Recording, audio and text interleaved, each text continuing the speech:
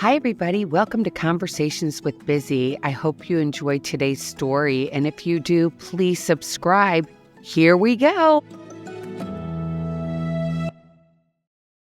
Hi, everybody. Welcome to episode 502 of Conversations with Busy. If you're here for the first time, welcome. And if you're back, so great to have you back. And please subscribe to my channel if you like what you hear and share it with your friends. Did you have a great Thanksgiving? How was your Thanksgiving? Was it what you expected? Did you not have any expectations this year?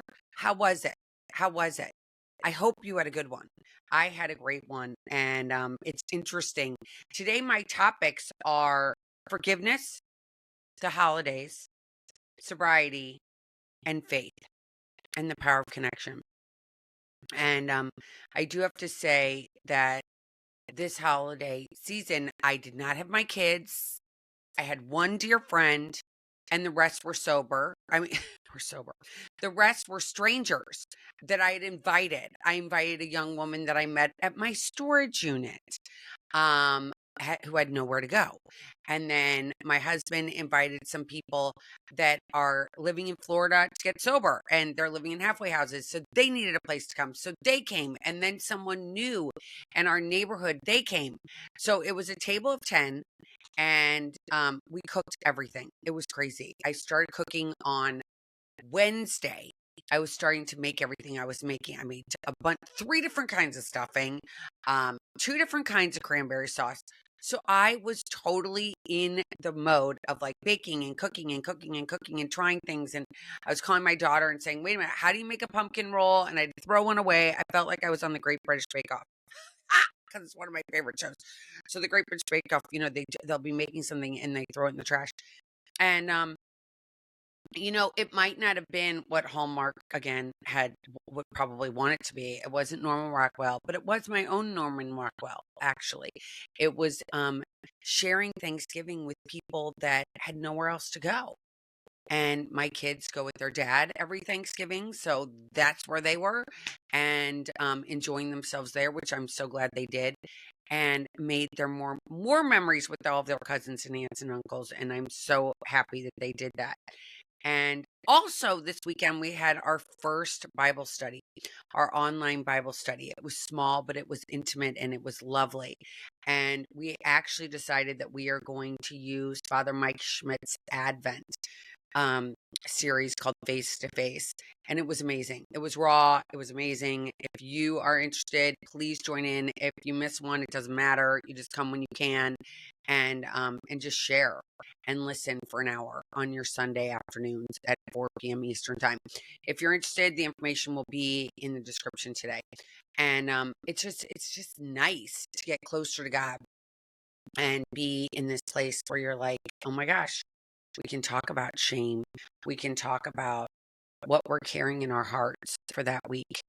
And I know for me, I have stuff going on. I have to go get a biopsy of my thyroid, which I never would have known, by the way, if my doctor hadn't said, wait a minute, have you ever had a ultrasound of your thyroid? And I was like, no, I've been taking Synthroid for 28 years.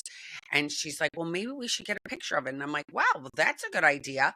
So we got a picture of it, and they noticed there was something on there. So I'm going and taking the test today, doing this biopsy test. And am I scared? Of course, but it's going to be okay. God is in control, not Elizabeth. For so long, I thought I was in control. I can make this look like this and that look like this and all this crazy stuff. And I can't. I can't make anything look anything. I can just be me and be willing to walk with God. And that is so hard for me. It is so hard for me at times. I just like turning my will over, and being okay with how things are going in my life. It might not be perfect, but it is the way it's supposed to be, and being okay with that. And that sometimes is hard. And one of the hardest things out there, I think, going through life is forgiveness. That's one of my big topics today is forgiveness, because I feel like forgiving another person is so hard. I don't know. It's kind of interesting. As a woman, it's kind of harder. I don't know why I'm saying this, but it's what what I have gone through in my life. And what your life might be, it might be different. And you're not bad and I'm not good, and vice versa. So this has just been my experience of the forgiveness thing. So I have my oldest child's a boy, and then I have a girl, and then I have a boy. So as a girl, I've always held on to things. I can remember who said something mean to me back in fifth grade. I seriously can remember it. I remember it distinctly today. Now, having a son, which was so interesting and enlightening to me because I have a son, and he goes off to summer camp. And he goes to summer camp, and I pick him up at the end of the summer, and he looks like him, but he's got a mohawk. He's reading the New York Times. I'm like, who is this child? And when I got there, I was like, was anything, like, how did it go? You know me, I want to know the gossip, and I want to know what's going on. How did everything go? And he was like, well, everything was good except for one guy I live with. I didn't really like him. He was in my cabin, and he was kind of a pain in the butt, and he wasn't nice to me. And I was like, oh my gosh, did you like push him? Did you say anything to him? And he's like, no, Mom. And I was like, oh my gosh, well, I am not going to have you living with this guy again next year. That's not a good idea. So the next year comes around, it's time to go to camp. And I reach out to the head of the camp. And I'm like, let me tell you, I do not want my son to be in a cabin with da da da da da. And they were like, oh, okay, sure, Mrs. Chance, sure. He doesn't have to be in a cabin with this person. At the end of that summer, I go pick up my son at camp. He's been in the cabin with that same kid from the year before. And I'm like, how did it go? Are you okay? Oh my gosh, I can't believe it. He's like, Mom, we're really good friends now. That's the difference sometimes, I think, is that whole forgiveness. It's like, wait a minute, I got to let this go. We're all trying to do our best here in life. We're all trying to be the best we can be. And we put this thing in our society of this like comparison, and you're good, I'm bad, you're bad, I'm good, you're this, I'm that, you are higher, I am lower, and you have more money, so it makes you bigger, you have less money, makes you lower. No, we got to stop. Time out. No more. I don't think we can judge people by what kind of car they drive, how much money they have in the bank account, if they're nice, if they did something to you 100 years ago and they don't even remember it, but you remember it. You got to let it go. And, the forgiveness thing has been, it's really, really interesting because my son forgave, and that taught me, like, Elizabeth, you don't need to carry this stuff around like a badge of honor. Like, it's in my backpack. Like, I'm keeping all these names and all these stories in my backpack that I carry on my back, and I carry it with me. And I constantly am thinking, okay, who's on the good list and who's on the bad list? Who am I forgiving? Who am I not forgiving? And I truly believe at the end of the day, it's me who has the problem. It's me that has to forgive. It's me that has to let it go. If somebody else wants to not let it go, it's okay. But for me, it's going to keep me sick, right? They used to say when you're holding a resentment, or you're holding something that you like, some person that you don't like, or you have a beef with, let's just say, you're holding this big hot potato. Have you ever picked up? I mean, this past week, and on Thanksgiving, I did pull out a hot potato. I mean, a hot baked potato from the oven, and you go and you're like, oh, me. It's so hot. I don't want it to burn me. And so but you don't want, that's like carrying around these resentments. It's like carrying around that hot potato. All it's doing is hurting you. The other person isn't being hurt. And letting it go is so important. It's so important to let these things go. It's interesting. I found out, which everybody else did, on December 1st, which was Sunday, and it was also Advent, that President Biden had pardoned his son, Hunter. Now, I go into this way more in my newsletter for Friday, but what I want to say is that it's interesting that he pardoned his son. And all these people are like, oh my gosh, I can't believe he lied to us. I can't believe he pardoned his son. And I have to tell you that I am not surprised whatsoever.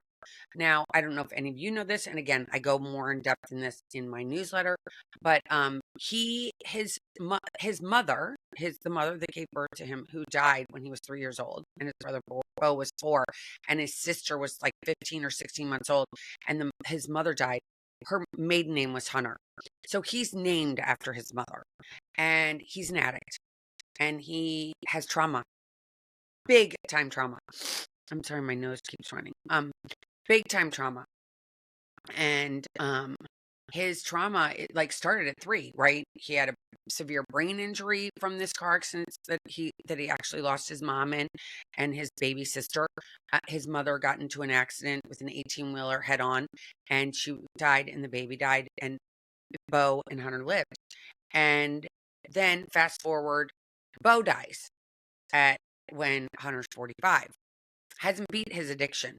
So he's still carrying around this stuff I just talked about in this backpack. This whole thing of like, why did my mom die? Why did my sister die? Why don't I have a mom? Why do I have a stepmom? It's never the same. You know that, right? So you're like, why do I not have this? And I have this. So that brings you trauma. So there's so much that he goes and he fills himself with drugs and alcohol because he doesn't want to have those feelings. It all comes under mental health. But his dad, the president, at his ripe old age of 80, whatever he is, says, I have to pardon him. And people go, well, why is he doing that? And why he said he wouldn't? Well, he lied when he said he wouldn't because he was never going to not pardon him. Let's be honest. He had to pardon him. He could not let his only living son with his first wife, who he adored, go and rot in prison. He couldn't. He had to forgive. He had to say to the American people, you know what? Maybe I said to you guys that I was going to be like, okay with him going to jail, but I'm not. And any parent out there that can hear me right now totally gets it. You're like totally 100% as much and as many bad things as our children do, whatever it is. You're like, oh my gosh, I'm going to forgive him. I'm going to pardon him. There's no way I'm going to let him go and rot in jail. I'm going to do whatever I can. I think there's very few that get to the very end of their rope and finally go, you know what? Go, rot in jail. I can't take it anymore. I think sometimes that helps the addict is by going to institutions and jails and prisons because it might save them from going to jail. Dying. But that's God's deal. That's God's deal. And I guess I can see why President Joe Biden's conscience could not allow his son to go to jail. He probably couldn't imagine his wife in heaven looking down at him and going, you let our son go to jail now. So I get it. And I'm sure you get it too. I'm sure you're like, totally get it. Might not agree with it. Might not like it, but totally get it. I think that's like a huge, huge, huge thing. It's totally getting it. Now, my topic we're running into now is staying sober through the holidays. Did any of you guys notice? I don't know. If you follow me on Facebook or Instagram or YouTube or any of those places, any social media, which I don't linger on, by the way. So if you post something and I don't see it or make a comment, let me just tell you, I just go, I post, I run. Anyway, if you aren't on social media following me, you probably didn't see that on Thanksgiving night at 6 p.m. Like, I didn't even watch this, by the way, live. Can tell you that. I totally was like in the throes of dinner. So I did not watch. But I was on a television program here called Inside South Florida. And on this show, I went on and I was on with Cam Dobbs, who's actually coming on the show next week, which is kind of fun. And she's going to tell me her story, which I'm so excited about. But I was on her show, Inside South Florida, and I was talking about the holidays. So here we are. Thanksgiving's over. Check. Here we are, and it is December 4th, and we're like, oh my gosh, we're in the throes. I've got parties. You've got parties to go to, or school affairs to go to, and school, like you're going to go to school and go through this stuff and you don't feel comfortable, or you're going to your family's house, or you're going to your neighbor's house. Whatever it may be, here we are in the throes of this kind of holiday season where everybody wants to get together. and you're like, what am I going to do? What am I going to do? I've changed something about myself. I'm not drinking right now. I'm seeing it so much more. This sober curious, it's so amazing. I love it, love it, love it, love it, love it. But so many people are sober curious right now, and they're not necessarily they're not necessarily an alcoholic, but they're just like, I don't want to drink anymore. I don't like the way it makes me feel. I can tell you, the older I get, I'm like just waking up and I don't drink, and I feel still like. So I can't imagine having a hangover on top of that. So here we are. And you're like, I want to stay sober curious, or I want to be sober for this holiday season. There's too much going on, too many families. Let's realize that if you're drinking and you've got angst going on in your family, drama of any sort, drinking does not make it better. I'm just going to tell you, I know that from experience. You're not going to want to sit around the Christmas table or Hanukkah table or whatever it is, family function, and knowing that there's angst between your family and have people like bickering, and you're sitting there and you're in your cocktails. I know when I was in my cocktails, there was no hold bar. I was like, I think this, I think that, and now I'm going to throw my fork and I'm going to get up and I'm going to stomp out of this house like a 2-year-old. Yes, I did that. Do you relate? So if I don't drink, the chances of me throwing the fork, getting up and stomping out the door are better than not if I'm sober. I'm not going to do that. I'm probably not. I maybe in my beginning of sobriety, I might have done that actually. But as thinking back, I'm like, wait a minute, I think I did do that one time. But anyway, here as like an adult at 56 years old and being sober for a long time, I'm like, I do not want to. I'm just having my kids come. I know that there's one thing going on that we can't talk about, and I'm like, okay, we cannot do politics at this house. It just is not going to work. So we don't go there. It's in a box in a corner over there. I don't want to make anybody feel like they have to defend themselves. I don't want anybody to feel uncomfortable. I want everybody to feel comfortable and lovely and be like, okay, it's over. We're done. The politics is over now. We already know who's going to be president. Whether or not you like it or not, we're not changing it. We're not going backwards. We're in today. That's the biggest thing. Staying in the day. Getting up in the morning and being in the day. Christmas morning. Every day, actually, for the next 21 days. The next 21 days. We can't do the future tripping. We can't do the rear view mirror life, like checking out what happened before that we can't change. It's time to be in the day. It is time to get solid in today. We need to just be grounded in the day. No matter what, you have to get grounded in today. Can't worry about what somebody said 5 years, 5 minutes, 5 seconds ago to you. You got to let it go. You got to be in the day. You got to just be in today. And I have to tell you, I have been doing this prayer with in the morning, and I'm not going to say it correctly because I always remember things not correctly. I'm going to give it to you verbatim, like and it's not going to be verbatim. It's going to be what I remember. But every morning I start off before I even listen to, we'll go into that in a second. But the first thing I do is I listen to this prayer, and I think it's 4 minutes long on Halo, maybe 3 minutes long, where you say 10 times, God, I offer myself to you. You let me do your will today. God, I offer myself to you. Let me do your will today. God, I offer myself to you. Let me do your will today. And I say that 10 times. 10 times. That's the way I get out of my bed. I say that 10 times. And then during the day, when I go down one of those trips that I go down, which I'm sure you can get, like those trips of like, oh my gosh, what did he say? What did she say? I don't feel comfortable. This feels uncomfortable. This is terrible. This is this. This is that. When I do in doubt have those feelings, because it happens. It happens to me often during the day. And because I'm aware and I feel that feeling of uncomfortableness, and I feel that feeling of like, oh my gosh, did I say that? Did I do that? Da, da, da, da, da. If I have those feelings, which I very well could in a day, I go back to that again. I've been known in my head to do it like 4 times a day. I'll go back and go, God, I offer myself to thee. do your will. God, I offer myself to you, do your will. God, I offer myself to you, do your will. God, I offer myself to you, do your will. And again, I say it 10 times in my head, and I'll even be counting and nobody notices because I'll be like sitting there in church, or I'll be sitting there watching a football game with my husband, or I'll be out for dinner with friends. And in my head, I'm just going one. I said it once in my head, twice, and I do it 10 times. And it literally pivots me back into today. It doesn't get me going and thinking about yesterday or tomorrow. It just brings me back into today. And that, my friends, is so, so, so important and amazing. And it's helped me so much just doing those, like learning this, like saying to myself, you know what, Elizabeth, just stop. Just stop going down these paths that I can't change. Stop going into the future that I'm not there yet. Get into today. Get into trusting what God's plan is.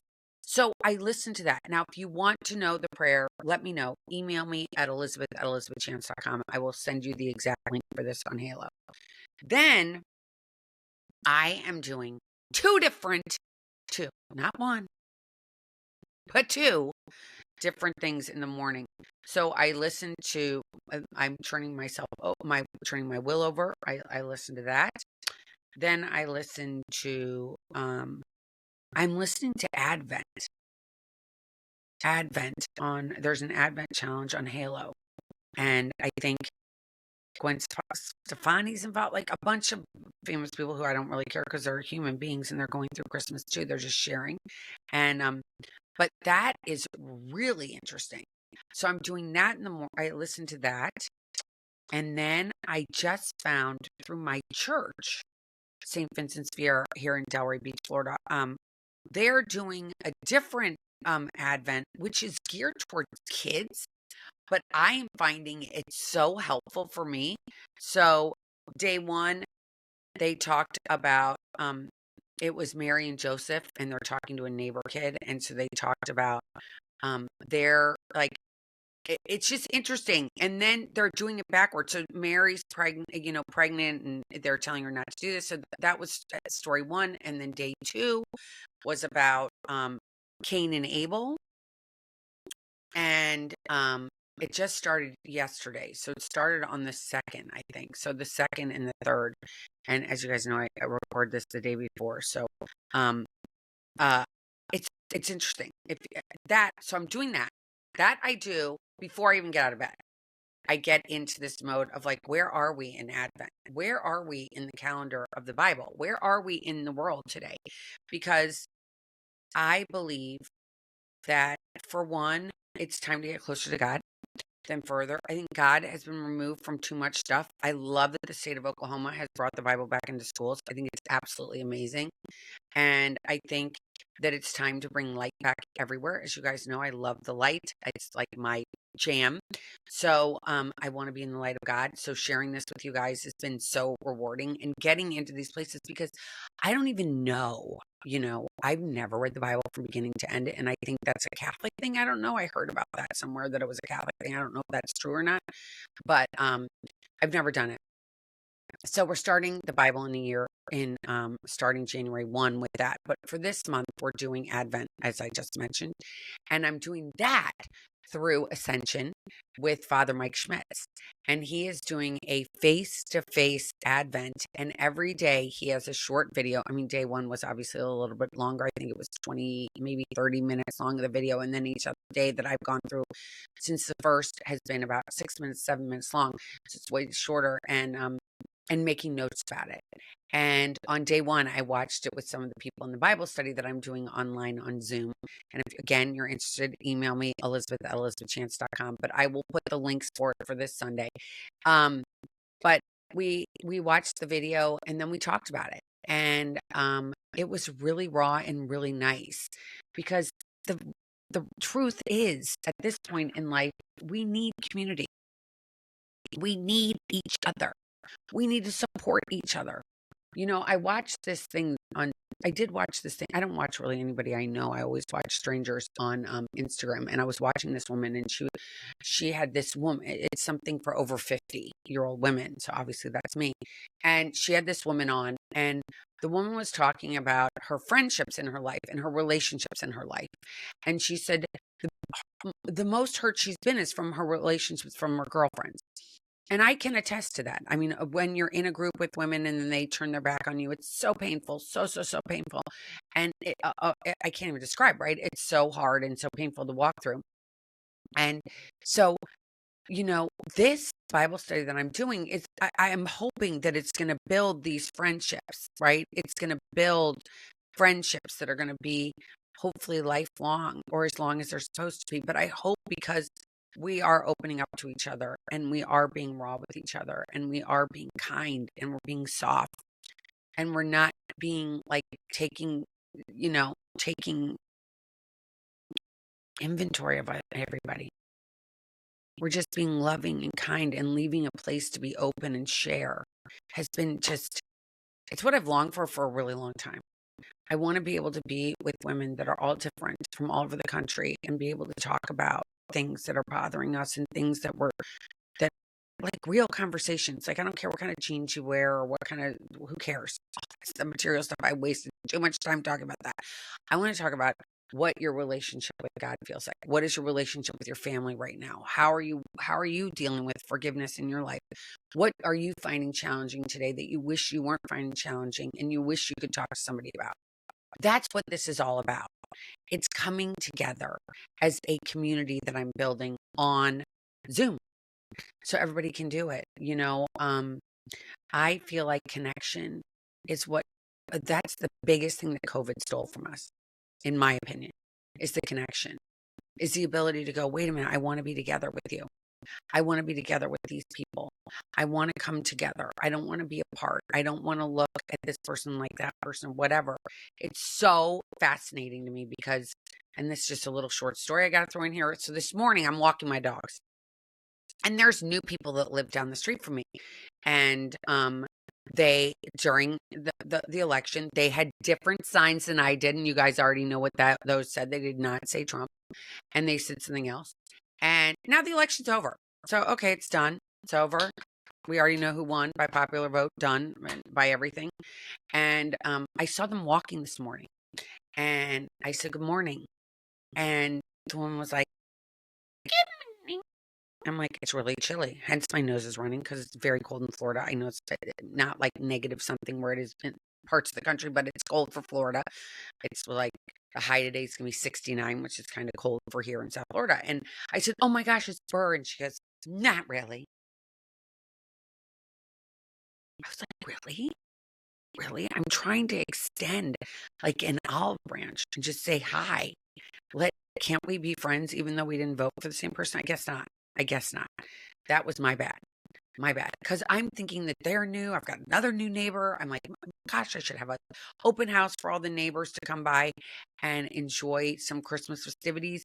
And I don't know. What do you guys think?